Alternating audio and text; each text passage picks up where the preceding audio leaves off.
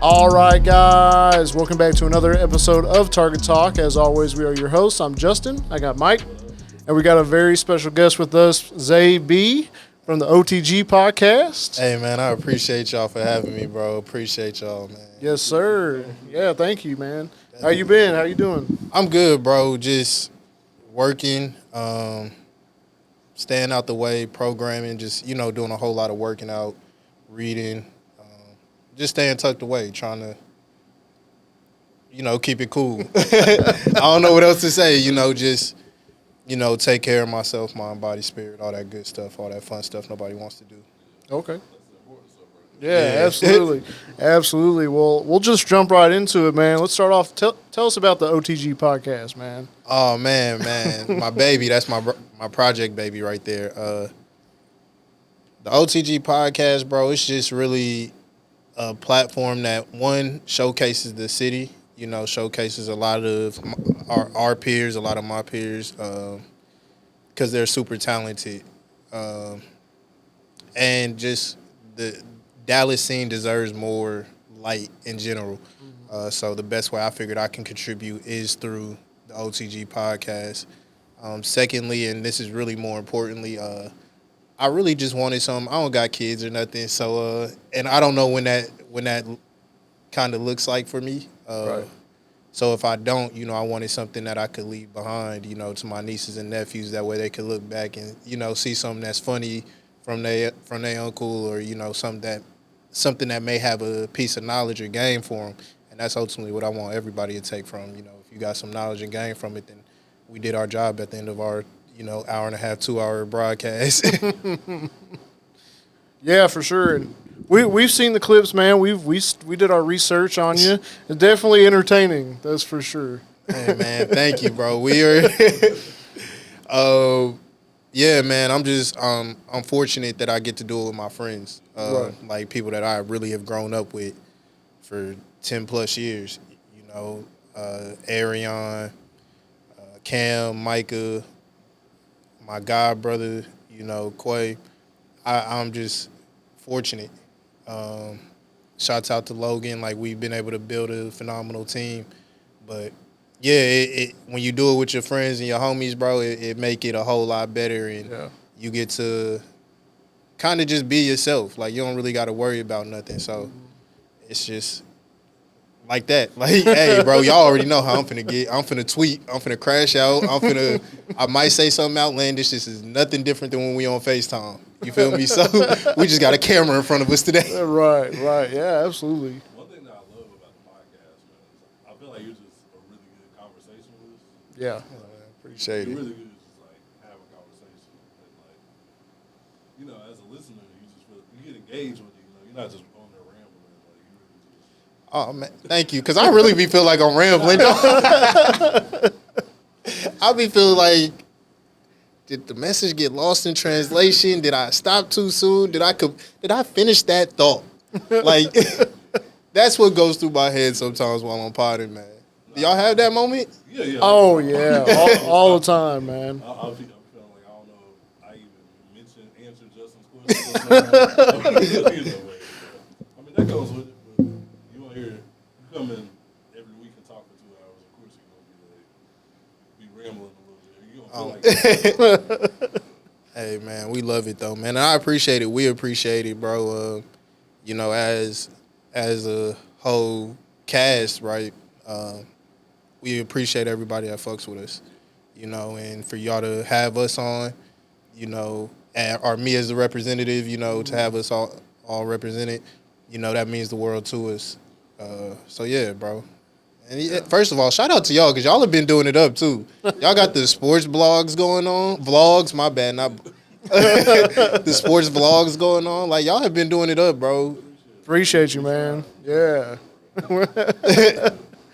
Well, you talk about you doing it with your friends. How did this group come together for this podcast?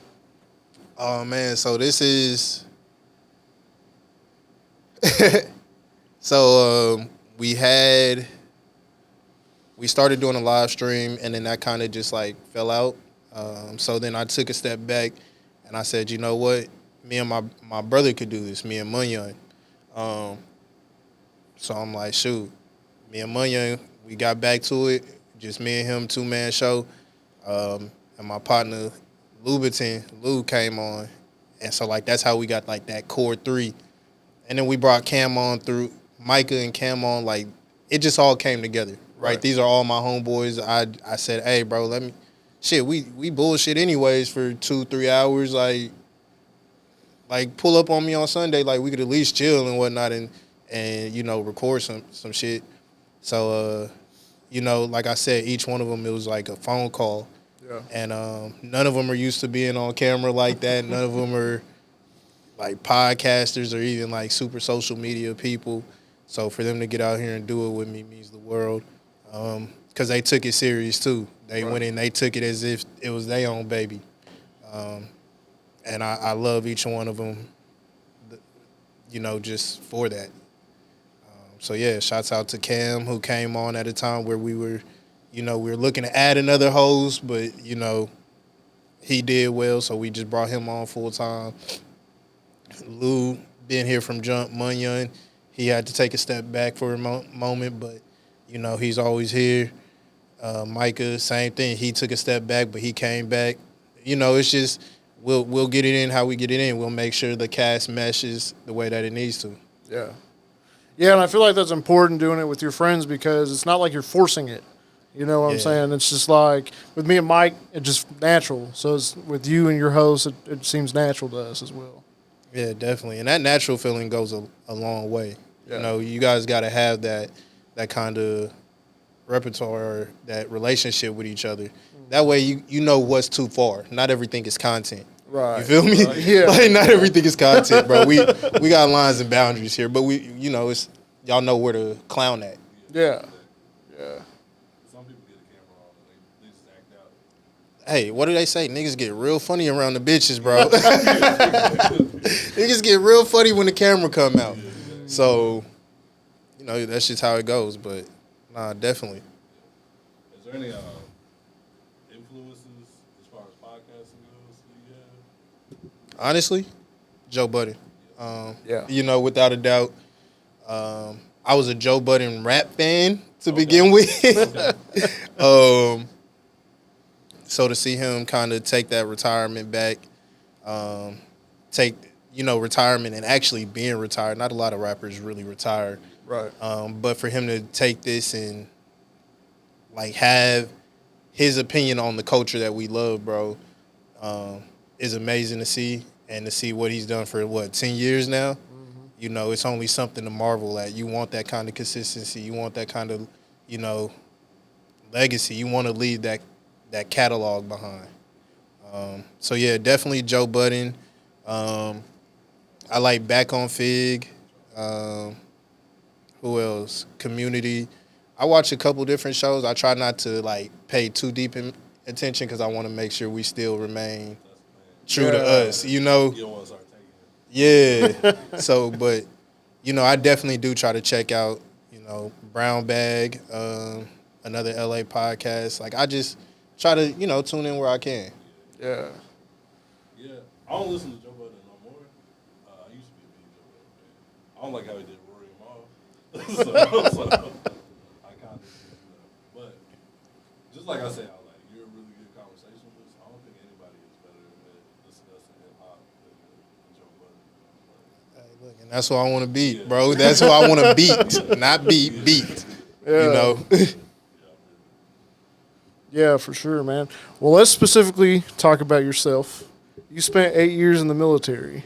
Yes. First of all, thank you for your service. What was that experience like for you? It was a good time, bro. You know, I grew up in it. Like, I went in at 18. I was fortunate enough to go see the world. Like, I went to Korea twice. I did 2 years in Germany. You know, those are experiences that, shit, I've been to Rome. I seen the Eiffel Tower, and as a kid from Aurora, Colorado, I never thought I'd see that. Like, those are things I seen in the books. Yeah. And to be able to go to the Coliseum, the Eiffel Tower, Big Ben, like, things like that. was just a blessing in itself. And then just the experiences, bro. I can't even. It's so many, but I got some of my closest friends out of that. Yeah. Out of that 8 years, a lot of guys I still talk to, and have like a real deep relationship with, to the point where we could call each other at any given moment, and it's always love, and we all there for one each other. Yeah. Was there an adjustment when you came back home? Oh, fuck yeah. Yeah. I'm still adjusting, bro. I've been out like 4 years or something. And without a doubt, I'm still adjusting.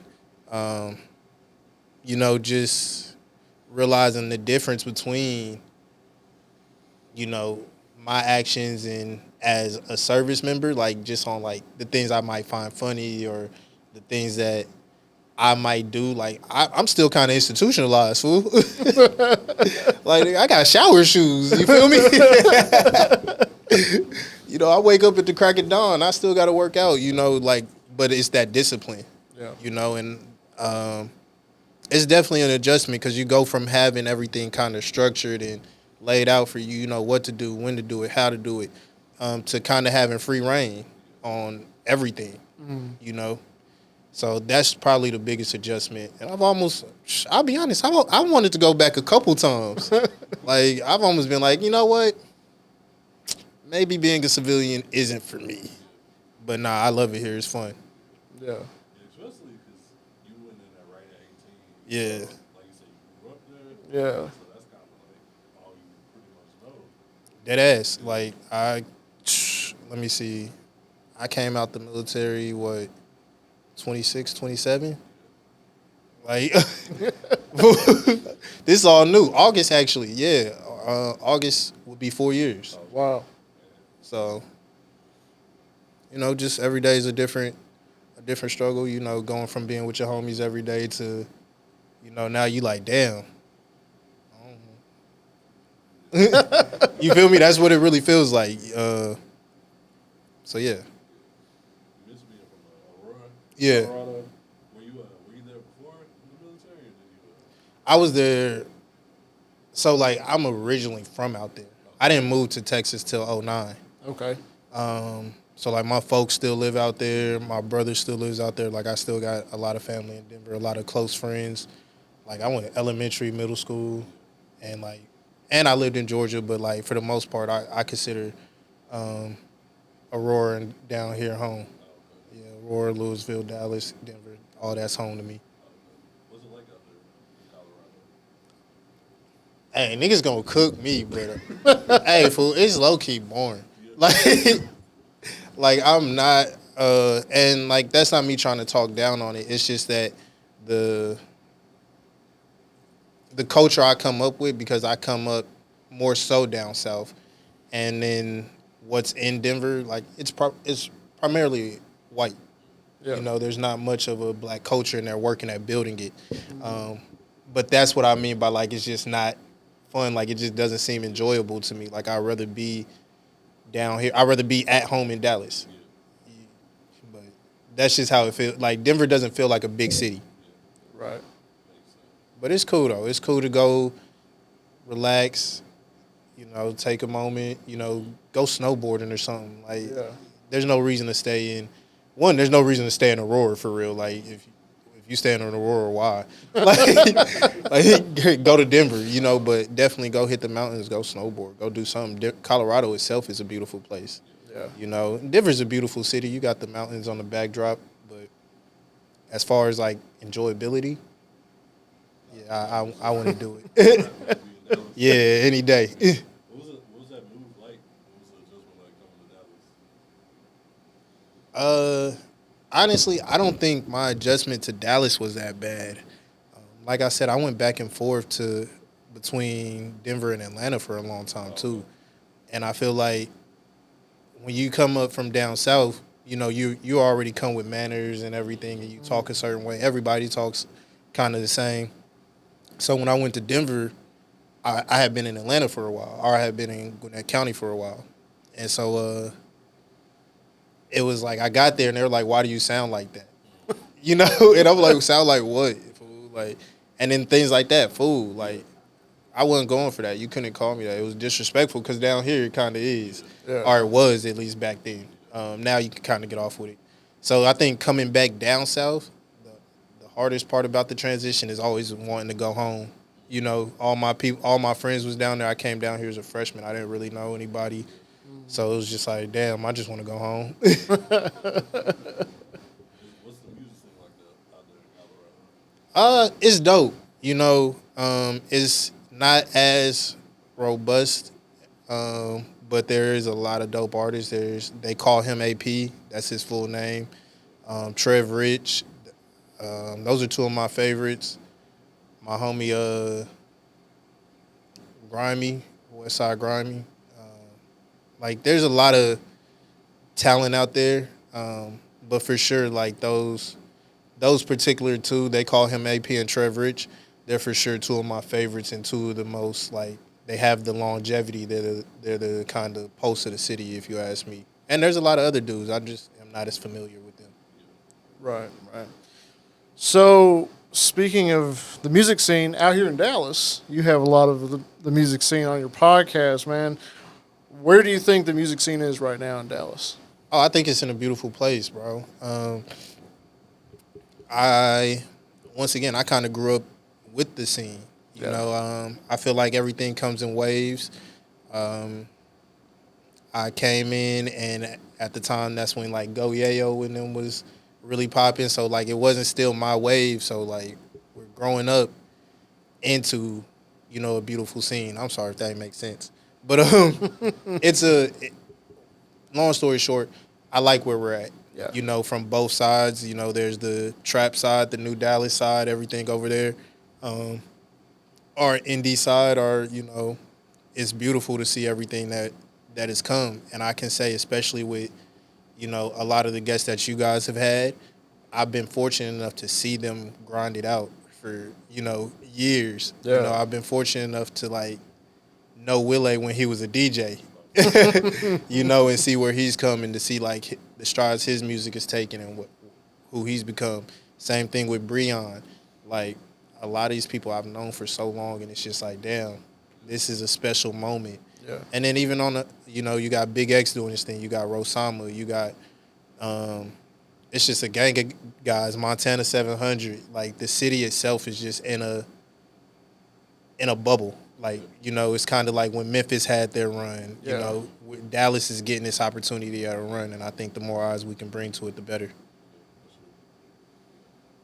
Yeah, we have a little bit of overlap sometimes with our guests. Oh, yeah, for sure. There's some nostalgia out here. Yeah. Yeah. Hey, did you used to be involved in music at all? Yeah, I was. I did some management in A&R for a while. Okay. So yeah, I got a couple little credits under my belt here and there. You know, so How was that? How was managing A&R? it's you know, you do it for the love, especially as independent and at our level. You're doing it for the love and for the drive. You see potential in somebody, but it's exhausting. You know, you pour so much into people, and, you know, it just leaves you drained. Yeah. And I think I finally hit a point where it was like, yo, I can't keep doing this, you know? So, yeah, I retired. I retired. I still help occasionally. You know, I got my boy Jubilee Valley. I help pretty much everybody, J-Vaz. Like, whoever reaches out to me, I don't have a problem helping. Like I said, I love the city. So, yeah. I'm sure you made a lot of valuable connections out of that, too. Definitely. And like I said, even just when you look at the guests that we've been able to have come sit with us, those are all built off of, you know, 5, 6, 7-year relationships. And it's like, dang, even when you go over to the other side, like, I've been fortunate enough to go over and meet, you know, the Bubbas, meet, you know, Big X, meet all those guys. And everybody's cool people, you know. we're just in a unique space. And I think there just needs to be a little more collaboration and, you know, for those two sides to kind of intermingle a little more. Right. Once we get that clip, It'll be crazy. Yeah. I'm not going to lie to you. It'll be a crazy scene. Do you feel like Dallas gets its respect for the creativity we have out here? No. Yeah. No. A lot of the times, like, Dallas gets his style bit. Yeah. And niggas run off with it. So I don't think it gets the love, the respect, but I also don't think we do the best job at putting it at the forefront. You know, and making sure that we know it's ours. I think now, like I said, through this new wave that we got going, and even through that old wave, but through this one particularly, everybody's putting a stamp to their creativity. Like when you get guys like Scatino, you know, who just has a range of a catalog. Yeah. You know, and it's not even like it's a deep catalog, but the cuts he gives you are so different. You got somebody like Breon who can rap her ass off. Yeah.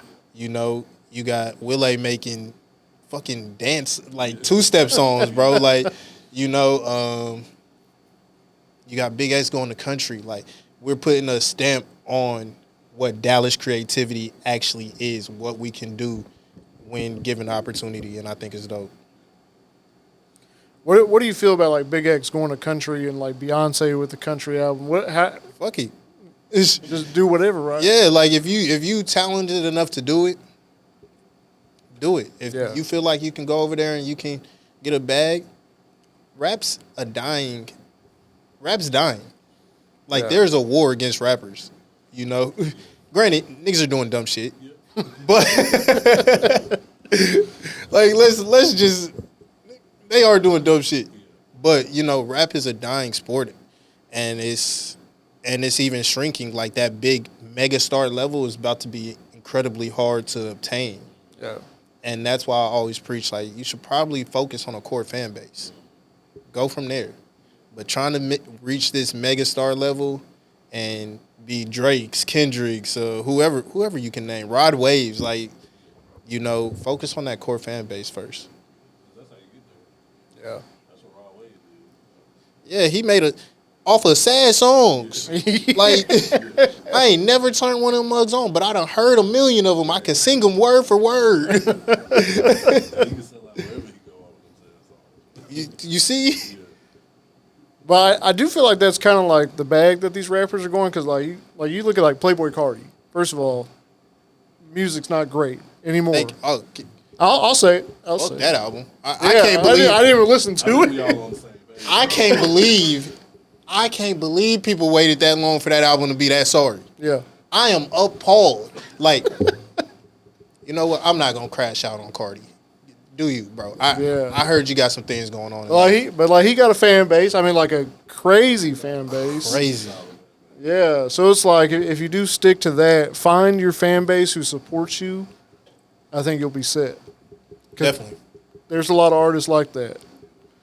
And I feel like even in our lane, like it's finding your fan base, finding your crowd, Right. And you cater to that crowd, you know. And then anything else is a plus. Yeah. You know, people are going to be attracted to that authenticity, you know, to who you are. So, you know, it's the same way music, podcasting. We all talking over mics. Yeah. True. Who are some of your favorite artists, locally and just in general? Some of my favorite artists of just what I'm listening to right now, or Your call. Sir is one of my favorites. Anderson .Paak, Okay. Scatino. Who else? I really love Breon's music. Like, Breon can really rap her ass off. Yeah, she's hard. Who else? One Take J. AZ Chike. I'm a big AZ Chike fan, bro. So, like, to see him have the run that he's been having, crazy. La Russell, Nipsey, Trev Rich, they call him AP. Like, those are two people that stay in my rotation. Of course, Jay-Z, you know, Nas. So, Amy Winehouse, like, that's another one of my favorites. It just really depends on the mood and the day, bro. Like, Shorty's another one. I try to just bounce around between all of my, like, sides of music. So, Who would you say is like your GOAT? my GOAT.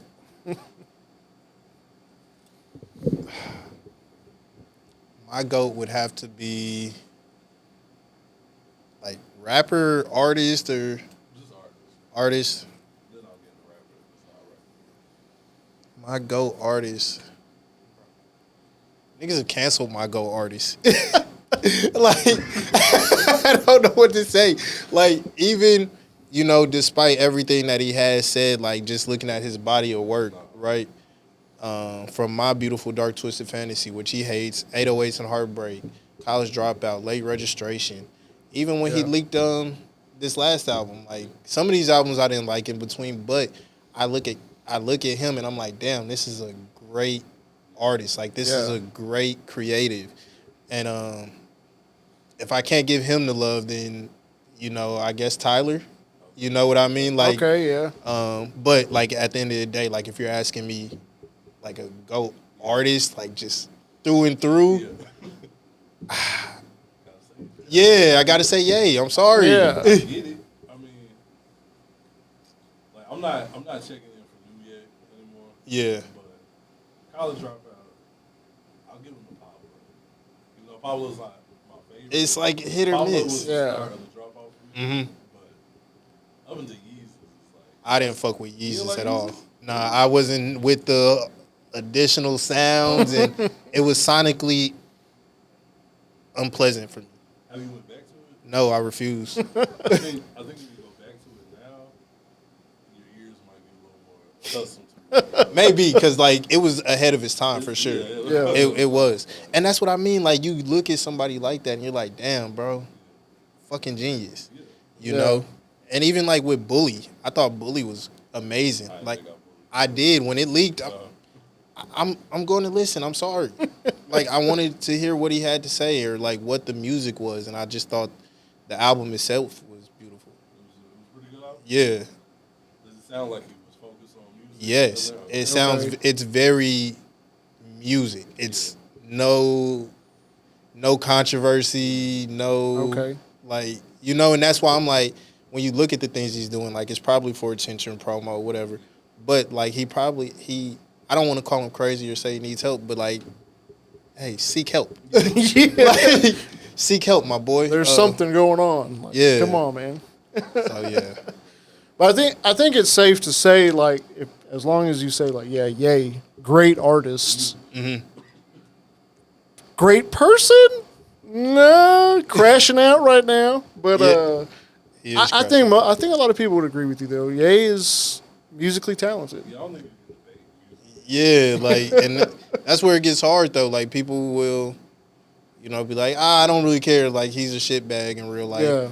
Like, well, I like the nigga's album, so I don't know what to say. I like that you mentioned Tyler too, because his discography, I'm not gonna put it up to Kanye's, but His discography is crazy. His discography deserves to go up there.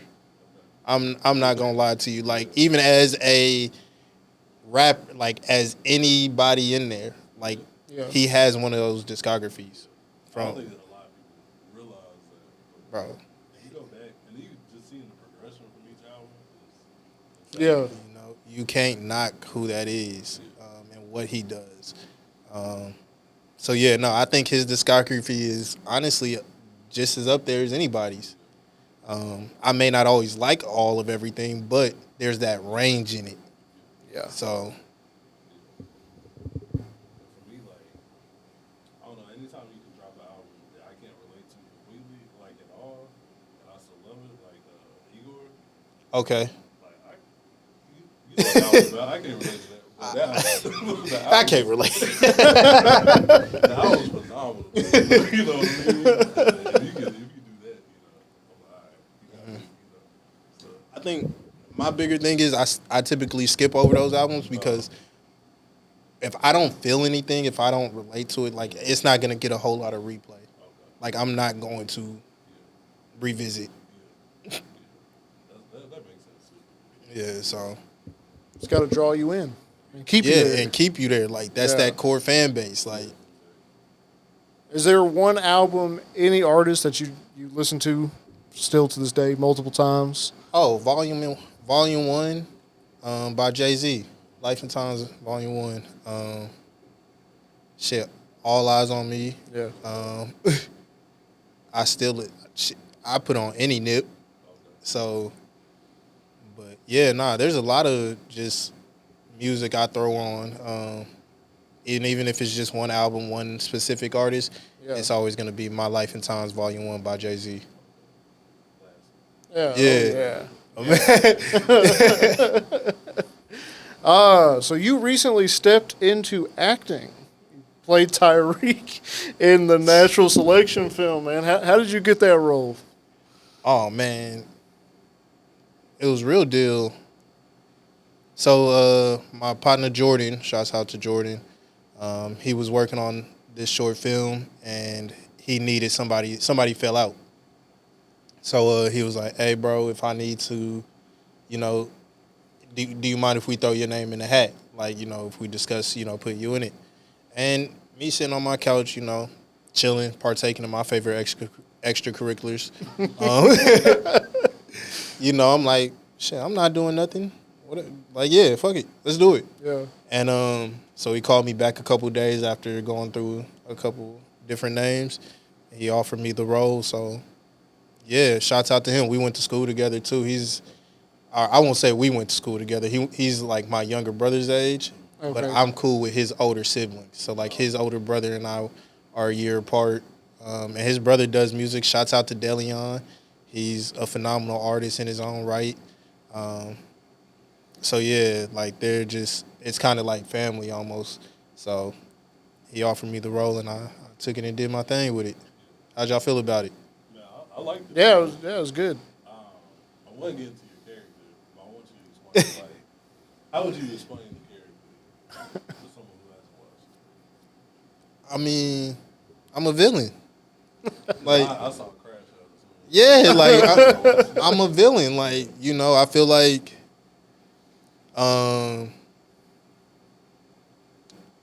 with acting, especially in that role, it gives me an opportunity to kind of carry out like that other side of me. Like, you got to think about it, like duality, right? Yeah. There's like that light side of us that we try to project and show all the time, and then there's that crash out side, right? And I typically hold a lot of crash out behaviors in. So to get out there and kind of let my evil, the Avengers level threat side of me prevail, that's what it really is. Just being a villain and understanding like, yo, I'm really a grimy nigga, bro. Like, and do something about it. That's the character. This was your first role. Hell yeah. I mean, it was impressive, man. Like you really tapped in. I don't know if you did some method acting or anything, but like your acting was really good. Yeah. Appreciate it, man. I don't know. I locked in. It's kind of like I think of it when a boxer hears the ding and you start the fight, or when you're on the track, you hear the gun. Anytime that happens, like I typically don't hear or think nothing else. Like my mind is just completely locked in. So I think when I hear action, I step into a different world. I step into who I'm supposed to be at that moment. And at that moment, I'm supposed to be Tyreek, and Tyreek's supposed to be mad at the world. Tyreek's supposed to say, I'm going to get mine however. So, fuck it. Put yourself in the scene. Yeah. Yeah. I mean, do you feel like you could do acting in the future? Like, is that something you would pursue? Was this a one-time thing? Like, it is something that I'm looking to pursue for real. okay. I got another series on the way with T Speed. Shouts out to T Speed. Shouts out to A-List Productions.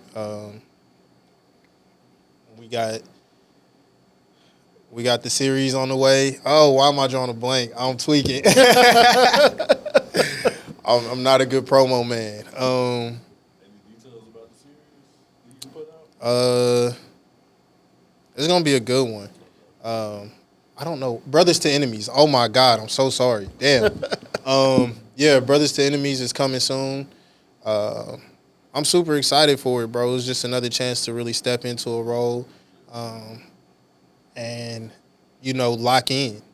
And I think after both those roles, I was like, it made me want to kind of see where I could take acting, because it was never something I was like interested in. Yeah. Like, I wasn't a drama club dude. Well, fuck this look like. So it's definitely fun and entertaining, and I would love to see how far I can go with it. So it's brothers and enemies. Are you an enemy again? Are you crashing out? Are you a villain again? If you can reveal that, I don't know how much you can reveal. I won't reveal too much, but I'm really a good dude this time. Okay. You feel me? Like, I'm really. I feel like more so in this one, I get to play more of my like character personality, like who I actually am. Okay. So it was kind of easy to dive into that role and just be that, be Brick, So that was the easiest part. That's my character in the movie. So just to be myself, and then like we had room to improvise too, So just being able to have that opportunity to bounce off of AD, who's the lead, bro, and T Speed, like having that chemistry and off rip, just to be able to bounce off each other and really give yourself to the character, and I think that's probably what makes acting fun.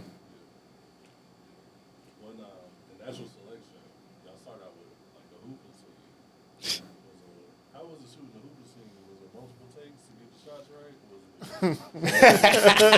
Was it You trying to ask me if I can hoop? Because edit and post? Nah, there was no edits in post. Okay.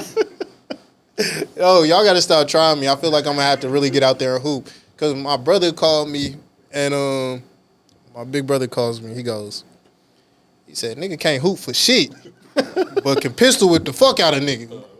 And it didn't take as many scenes as you would think. I am not a hooper for real. Okay. But we were able to get them done in a decent amount of time. I can make some bullshit ass layups. Like, just don't ask him to be all super. No, nigga. Yeah, no, fool. My knee's bad. I spent 8 years in the Army. I'm not doing that. I noticed you weren't like hitting from behind, and you was pulling up from the logo. I'm not doing none of that. Listen, I'm not trying to embarrass myself. We trying to shoot. We gonna be out here all night. I mean, like, granted, I think a lot of the ones where I did shoot, it was probably 2-3 takes. Because I don't like to be out there embarrassed too long. So, yeah. Yeah, well put together, man. Shout out to the whole team. Yeah, absolutely. Yeah, shouts out to Director McKee, man, Director Jordan. He put together a phenomenal story. Just the overall meaning behind the film. So I'm just grateful he let me be a part of it. And what in that film? What was that like acting? Like, especially for your first time, right? It's your first role. Bro, it's hard to stay serious. like you got to think when I'm first starting, bro. Me and the homie Darius, we're sitting there. He played damn, I'm forgetting names and everything. But the homie Darius, like, he's who I'm hooping with. Okay. Right? So, like, even when we're doing the hoop scenes, bro, the amount of times we had to cut because we're laughing, like, it's crazy. Like, we're trying to be serious, but it's hard because it's like we're looking at each other and we done built, like, a real relationship and bond. Yeah. To where it's like, it's kind of goofy, but it was fun, bro. You know, to once again get lost in the character. Yeah. I think I got lost in the character at one point, and KD he goes, "Hold on, bro!" Like he thought we really had a problem. Like, so yeah, it was just a good time overall. You was like, how do you carry after the cameras was off?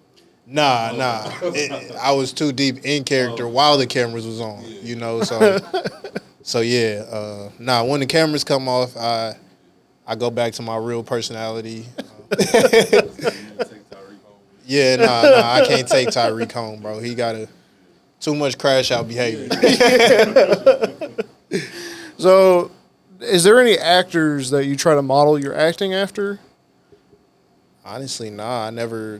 Because I never looked at being an actor and I never thought about it. Yeah. Like, I'll be honest, I don't even watch that much TV. Like, I don't. So, like, I didn't really have a true tried and true example Right.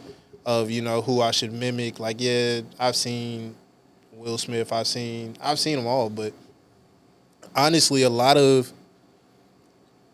my inspiration comes from. I used to be really big into battle rap. Okay. So, like, the theatrics that they put into it, you know, and the effort, the meaning, how they sell the fight, how they sell what's going on. That's kind of how I looked at it. But yeah, I haven't. I need to study more actors, I guess, you know. But yeah, I just haven't. It just wasn't my thing growing up. So it's just fortunate that I ended up semi-good at it. Yeah. That's impressive. That's even more impressive. Yeah. Just doing this off a whim, you know, take it from battle rap. That's pretty smart, man. Hey man, it's where you get inspiration from, bro. You know, if you look and like I said, Hitman Holla is probably one of my favorite battle rappers. Sue Surf, like these guys are electric. When you see them, like you're like, what the hell? Like the crowd just feels different. Yeah. And that's what I want, you know, to go for when I'm, you know, in a film. I want you to be like, damn, like this nigga's electric, or this is I feel that. Yeah. You know, like I think my uncle called me. It was like I talked to my uncle. He said he was like, yeah, man, I had to call your dad and say I think Zay play a villain too good. So yeah, he said I'd be worried if I were you. So you mentioned Will Smith. You check for that new album? I think that's what you Had to. That shit was ass. Yeah, I listened to it. I was curious. I was curious, like, what the fuck do you?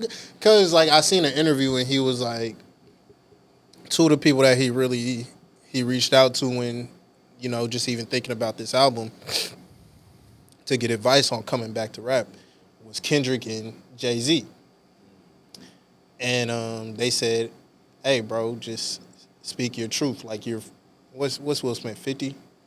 Like, Yeah. Jay-Z's like, you're 50-something. I know it's enticing to go out here and rap what these younger dudes are rapping about, but that's not what you're living.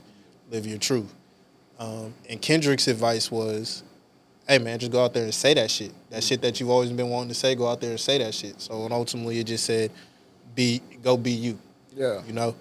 And so I was curious. Yeah. You know, after advice like that, I wondered, one, like, are you coming with a hippity hop, you know, flow or what? And so I was curious, and I turned it on, and I was disappointed. Like, Yeah. I didn't know. I went in with no expectations, but to be disappointed at no expectations is like Crazy. diabolical, Bro. bro. Like, did you play this for them first? Yeah. Like, come on, bro. If you would have played this for them, they might have told you, like, go ahead and shelve this. Yeah. Next movie. Yeah. Get back on the movies, man. mad about it? Was it like the beat selection? I felt like the beat selection, the flow, like some people are trying to praise it for like storytelling and whatnot, but I'm just gonna be honest, bro. It's outdated. Yeah. It's 2025. You're rapping like it's 1996 still. You're rapping like it's you and DJ Jazzy Jeff, you know, and Jazzy Jeff getting kicked out the house, thrown out the front door. You know what I mean? It's 2025. Not saying like you have to rap like these young dudes, but up the flow. You might have, should have, Yeah. workshop that first. I watched his Lyrical Lemonade freestyle. That was bad, but You see what I mean, bro? Now imagine that for like an album, bro. but someone put that Lyrical Lemonade freestyle on like a West Side Gun beat, and that kind of changed it completely. It might just be his beat selection. It's definitely beat selection for one. Like that beat selection was atrocious. Remember Sonically Unpleasant? Yeah. Will Smith's album. Okay. But I definitely felt like it was something to give a listen. Okay. Yeah. It definitely is going double cardboard, but like You don't need it. yeah, he dope. Like, hey, Yeah. bro, shouts out to you though. Like, Just 'cause stay out the studio. you feel me? Like, I heard it and it made me want to rap. Okay. Well, like if he put this out, like I could do this. I could do better. I got better flow than this. As far as you,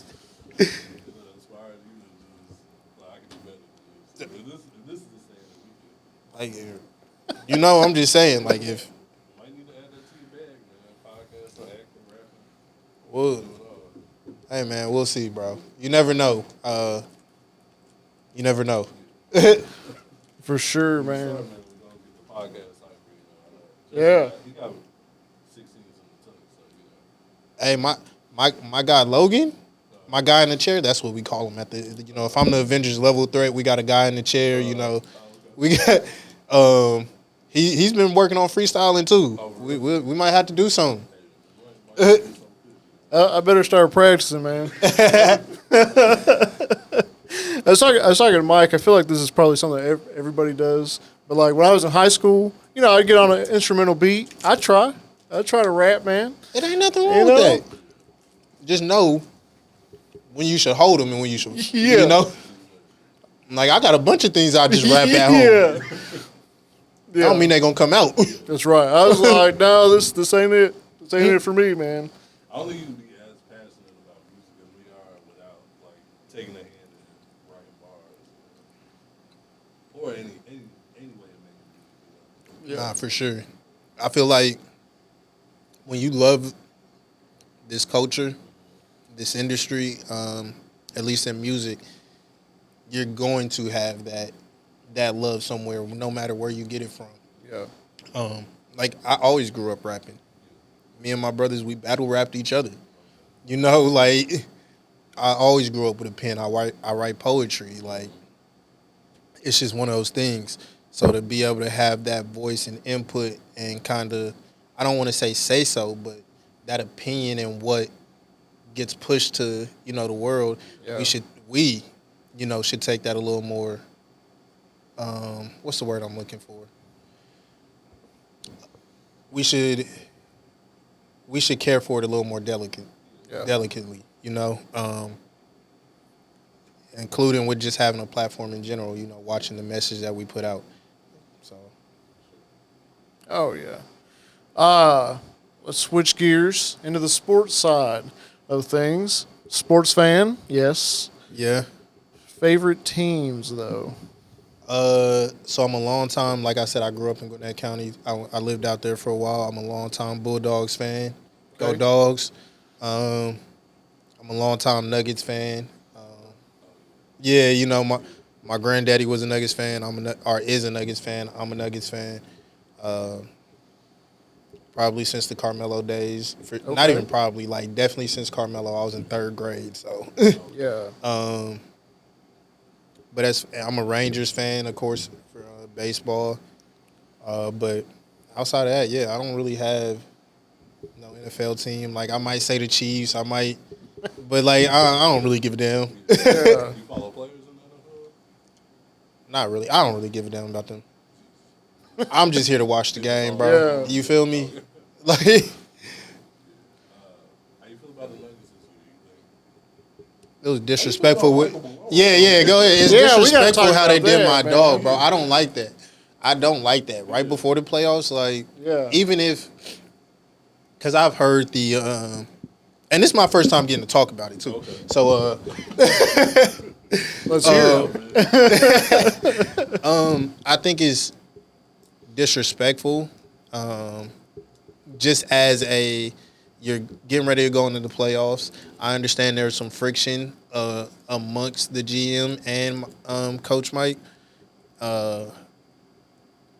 But I don't think you fire right before the playoffs. Yeah. You know, it worked. It locked them into the fourth seed. It locked us into the fourth seed.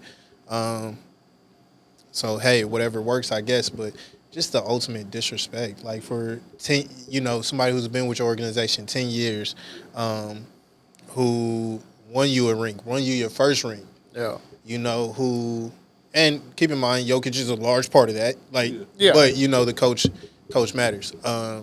Your most winningest coach.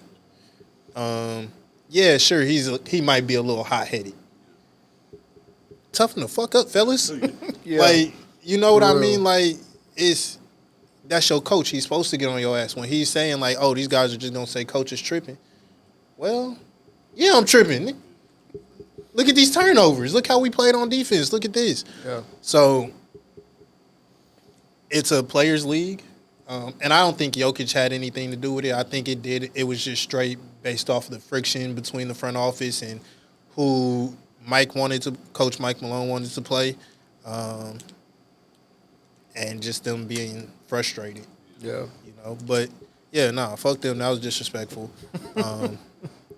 I still hate Nico more. Listen, man. As a Mavericks fan, that is the hardest thing. Talk about the ultimate disrespect. And he doubled down, quadrupled down on this. I'm like, bro, what are you doing? I'm a big fan of Nico. So Oh, yeah. I'm a Lakers. You're a Lakers fan. He's a Lakers fan. Nico, my guy. I don't want him in my front office. Yeah, I want him in Denver's front office either. Like I told Michael, I said, how are you going to trade Luka? But we still got Dwight Powell on the bench, who is now our longest Maverick, and he's ass. He's You got to have that veteran. That's not the veteran we want. Well, because it's not always about. There's certain intangibles probably. Like I don't know what all he might bring to the table, but there could be certain intangibles that some people just don't. You're not gonna come across all the time through a veteran, especially somebody that's been with your system and been with you so long. It's kind of like Udonis Haslem when he was at Miami. Yeah. Like he wasn't playing no minutes. With a player check.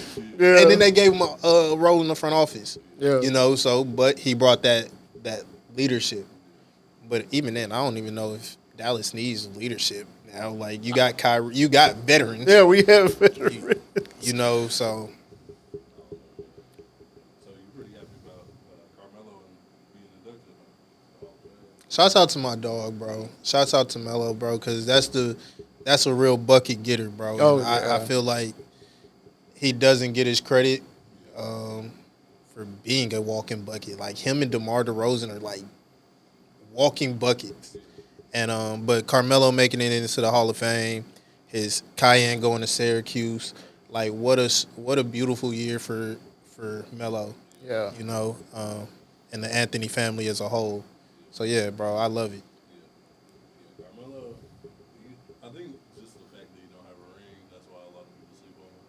Yeah, definitely. Yeah. I wish he would have got a ring. If it wasn't for the Lakers, I don't know what we was doing. That was a dark time, man. No, that's when y'all won. Y'all beat us in the Western Conference Finals. Yeah. Yes. Oh, you talking about when he was? Yes. I thought If he it wanted was- him to get a ring with the Lakers. No, I wanted him one with Denver. That makes sense. And that's actually when I started hating Kobe. Okay. That playoff series, that Western Conference Finals, Yeah. is the day I started hating Kobe. Now, granted, I don't actually hate Kobe. Yeah. God rest his soul. But yeah, no, that's when that happened.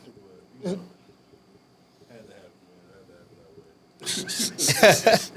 So with both Carmelo and Jokic wearing 15, obviously 15 is going to get retired. You think they're both going to get it? They're not gonna. Carmelo's not gonna get it. And I hate to say that, but if they were going to do it, they would have never gave Jokic the jersey number for one. True. You know, he left on bad terms. Granted, he didn't want to leave. That's a big misconception. He never wanted to leave Denver. Yeah.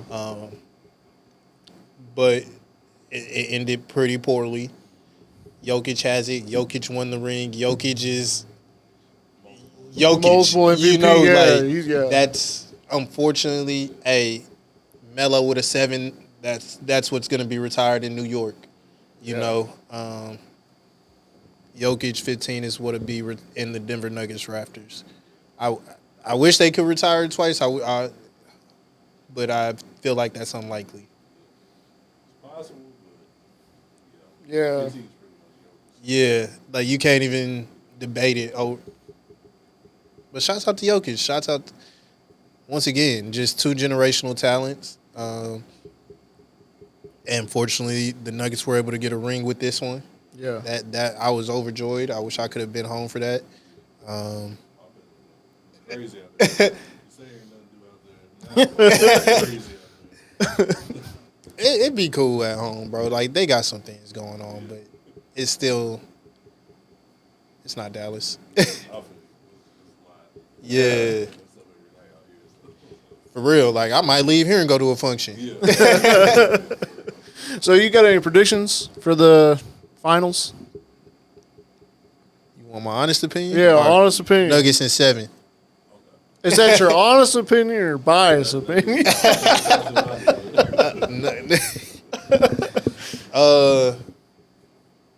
My honest opinion, I actually want to see. I want to see the Lakers win. I do. I want to see LeBron get that ring. I want to see insult to injury. I want to see Nico Harris or Nico's, face somewhere like as they win. I hope like there's somewhere with a camera on him, like when Luka wins Finals MVP. That's what I'm hoping for. If you want my honest prediction, I want it, and I'm fuck it biased. I don't care. Luka in 7, Lakers in 7. I don't care how it goes. I hope they meet up with the Mavs and sweep them. Yeah. Like I just want Nico to feel true pain. I want him to know, like, bitch, nigga, you robbed the city. Like we Yeah. will never forgive you. Yeah. Yeah. I feel like he's still going to be somewhere saying, like, defense in the championship. Did y'all see the interview that he, bro? He's still going to double down, triple down, like, nah, defense wins championship. Don't look like it to me. Look like you at home. Yeah. Like the fact that we made it into the play-ins is a joke. It's like, Do you really want to do this to yourself? literally. Because from here it's just gonna get bad. Like, Yeah. and when I say bad, say you lose in the play-in. Like, what are we here for? Now what does your draft pick look like? Yeah. Because they don't have 27, 28. What years don't they have? Yeah. Yeah, like Yeah, our 27, future 28, 29. is, Like, you're cooked. yeah. Fool. I got a hit on this draft right now. Right. Yeah. It just will never make sense to me. Like we were in the finals last year, and midway in the season, you decided to trade your generational talent. Yeah, got nothing for He it. got AD and Max Christie. And AD got hurt first game. Yeah, yeah. Like, Never makes sense. that shit is unbelievable. And didn't he try to talk about like Dirk's legacy? How I think that's what people were saying. He was trying to talk about Dirk. Like that's Basically saying, like, he's not making moves for the fans or for Dirk's opinion. yeah. Oh, yeah. I'm like, bro, Dirk is the face of this franchise. Yeah. He won us a ring.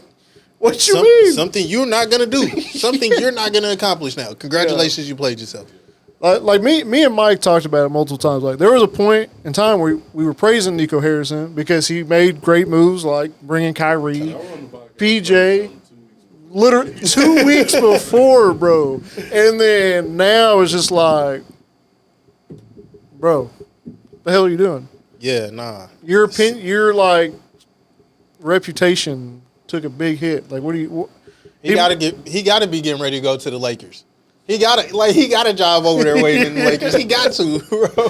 Maybe it was a grand scheme. He was like, man, I just wanted to get you out here in LA or something. So do y'all buy into the whole conspiracy of the Adelson family trying to move the Mavericks? The Vegas thing.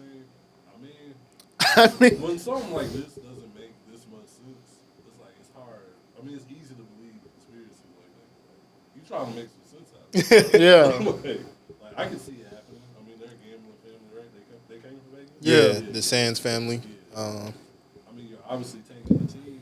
Like, Tanking is an understatement. I know it's like that because their original plan is to like build a resort and a casino around the new stadium. If that doesn't happen, I could see it and I would hate it and it would be the worst. But I don't think we'll go anywhere. I don't think as much as it makes sense, because it does seem like they're trying to they raise prices right after that. Oh, what yeah. did you own? yeah. People just returned they tickets, canceled season Oh tickets. yeah. They're losing millions. So it sounds like you're trying to make it seem as if nobody's interested in this fan base. Can we move it to Vegas where we have interest level? But Dallas is too big of a market for the NBA to let go. Yeah. Matter of fact, where the fuck was Adam Silver to veto a trade? Literally. I can't go through that again. Matter of fact, where the fuck was Adam Silver's antennas when this trade went through? Yeah. Adam Silver woke up like, what the fuck? He was shocked, man. We really got fleeced by Rob Pelinka. No, Rob Pelinka didn't do nothing wrong. Rob Pelinka said, yes. Yeah. Yes. Are you not even sure? Yeah, yes. Here goes the paperwork. No take backs. Yeah. Hey, you a man of your word, right? All right. So, though you know you're not a fan of the team, but do you feel like that kind of hurts Stars' potentials to want to come here as long as Nico's here? Because it's like y'all just traded someone who never wanted to leave. Definitely. It's definitely something that's gonna keep Stars from wanting to come. It'll keep it from being a destination because it's look how you treat loyalty. Yeah. Look how you rewarded loyalty. Yeah, you sent them to the Lakers. Cool. You sent them to the best franchise you possibly could, but he didn't want to leave Dallas. No. He felt this was home. This is where he became his own. Yeah. This is where he was loved and the fans really cheered for him and wanted to see him, Nah, but I think that was a part of the, if there's something to say about the NBA as a whole, I think that's them also saying, no, this is our league, fuck you. Owners, GMs, commissioner, nah, we're going to make the moves that we feel work. Once again, we don't care about the fans. Yeah. We don't care about your market. LA is going to make us more money with an international star. Yep. For the next 10 years. Yeah. Yeah. Crazy, man. All right. If you could build an all-time starting five, who's on your team? All-time starting five? Yep. Isaiah Thomas. Okay.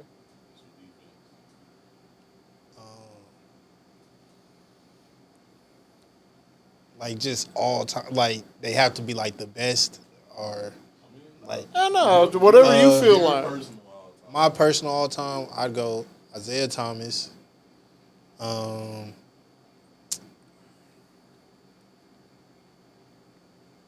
probably go. Do I got Kobe? I'll go Kobe. Carmelo. Kenya Martin. One more. My center. Oh, Boogie, DeMarcus Cousins. Okay. And six-man J.R. Smith. No problem. I'm not like I fuck with Bron, like, and I get it. Someone's gonna be like, Melo over Bron. Like, hey, nigga, I said mine. Like, I started this off with saying Carmelo is, Yeah. like Carmelo made me want to shoot the midi. Carmelo's the reason why I play small forward on 2K. Like, like it's not because of LeBron. LeBron driving through 6 fucking gigantic. That ain't relatable. You feel me? Like, nah, I need space. I need to be able to shoot. Like, I'm not dunking. But yeah, nah. And it's no dig at LeBron. Like, obviously, the niggas, the GOAT, like the greatest, like however you want to dice it. But as somebody who likes a bucket getter, like a true like going to get a bucket, and that's just with the shits. Like, once again, look at my lineup. Like, Isaiah Thomas was punching on niggas back in the day. Carmelo Anthony was fighting. He was fucking DeMarcus Cousins is gonna beat your bitch ass up. You know what I mean? Like, I still like that aspect, but overall, Carmelo's a bucket getter. Kobe's a bucket getter. Like, bucket getter. Like, yes, New York. Like bucket getters. I like bucket. Go get a bucket. That's what I'm about. Once again, if you're an apex predator on the court, you're gonna go get a bucket. You're gonna go play lockdown defense. You're gonna do whatever. So yeah, I think that's probably why my lineup looks the way it does, and we gonna bully our way through what we need to bully our way through. I mean, it's a solid lineup. So yeah, might win a ring. I love Chauncey too. Can't forget about Chauncey. Okay. He's a hometown kid. He's a hometown hero for sure. He's from Park Hill. So, how do you feel about athletes having podcasts? Speaking of Melo, speaking of LeBron, I enjoy Melo's pod. One, he's retired. So it doesn't take away from anything. Like, I think that's the biggest thing there. Yeah. Like, I love 7 p.m. in Brooklyn. Like, those are probably some I should have named too at the beginning. But I love Club 520. I love Gil's Arena, all the smoke. Like, I think as long as it's not interfering with your actual day-to-day, you as a hooper, then go ahead. Or you as a football, as whatever it is that you do. But I think while you're in season, bro, cut that. Like, like, nigga, you niggas is losing. Cut that show, please. I feel the same way about Micah Parsons. Yeah. He be going right after games after getting killed and be like trying to act tough. I'm like, bro, no. It was that bad, bro. Hey, bro, I ain't trying to hear that. The next Monday after y'all just got whooped, bro. Like, no, I'm mad. I lost on my parlay thanks to you. Yeah. You needed 1 sack. In season, I'm with you, man. I ain't trying to. Yeah. Nah, you got better things to do, like hit the weight room. Yeah. But and even in the off season, bro, go ahead and talk. But like, focus on football. Focus on basketball. Yeah. Go get better. Lead a podcast to like retired people who this is like their second career now. Yeah. People like Jeff Teague. Jeff Teague's hilarious. Oh yeah. Like one of the greatest storytellers. And another person I'm super glad that's getting a lot of shine, shouts out to all the smoke, is Vernon Maxwell. Mad Max he's a clown. I don't know if y'all have caught him yet. I haven't caught him. Oh, Mad Max is a clown, fool. Like one of the best additions to a podcast I've seen. Like, especially all the smoke, because it's D-Jack and or Stephen Jackson and Matt Barnes. Yeah. Like, it's already a wild show. Now you got an older wild nigga. Yeah. So what's next for you? What's next for the podcast, man? World domination.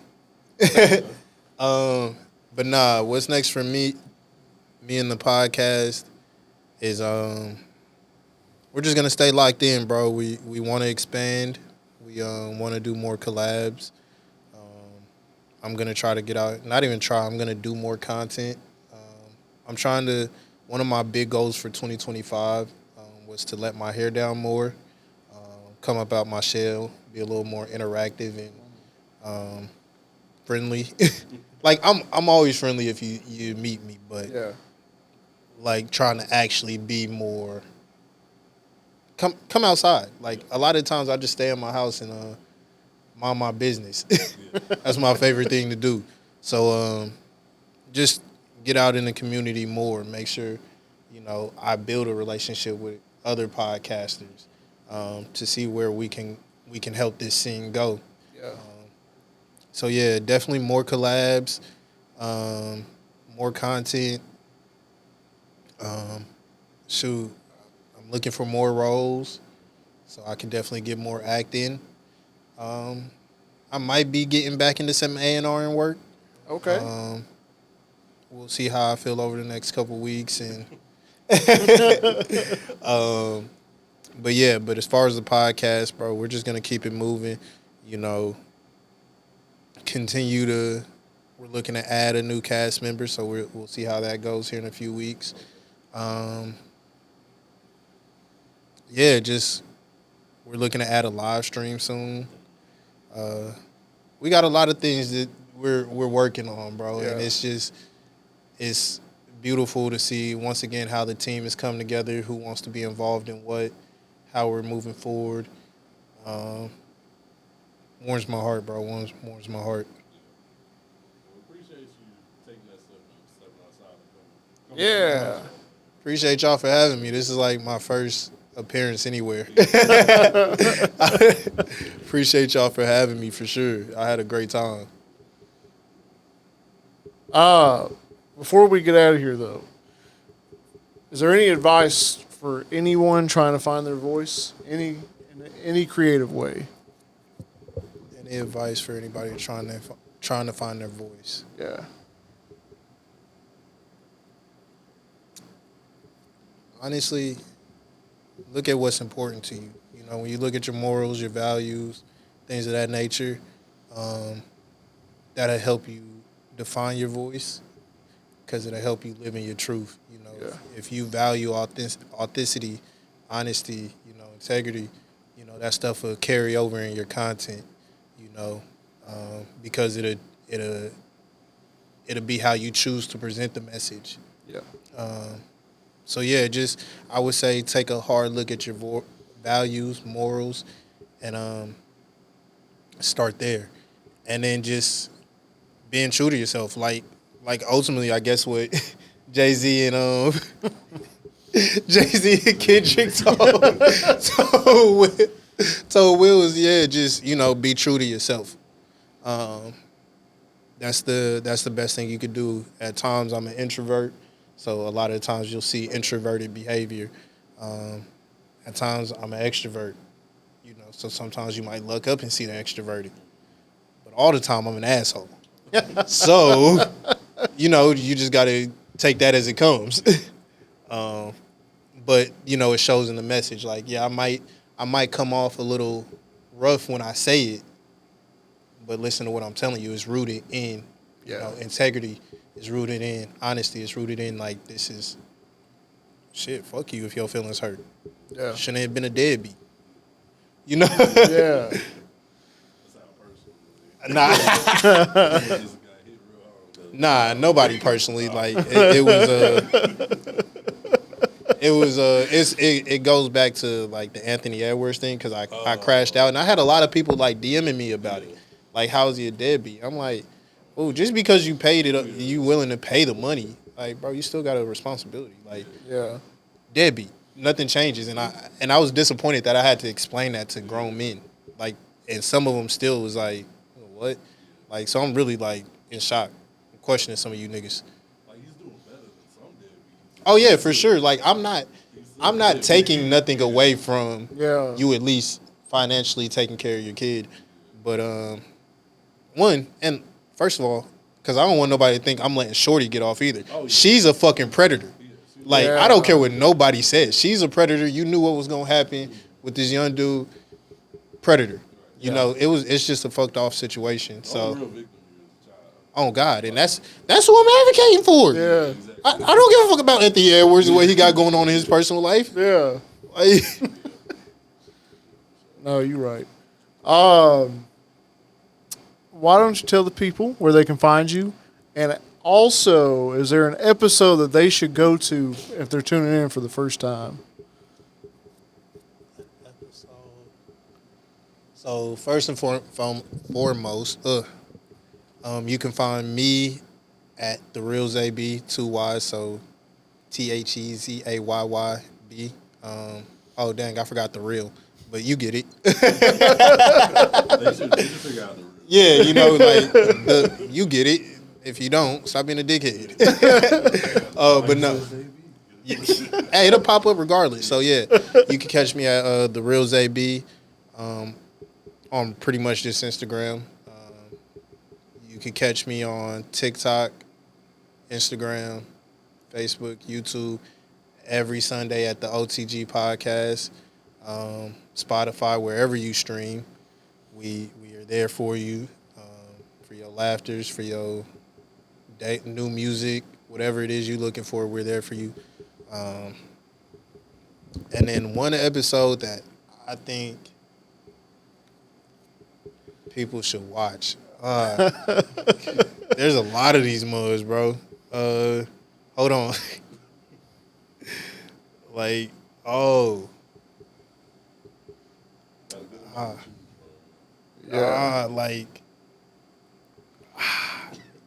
There's so many good ones. I'm sorry.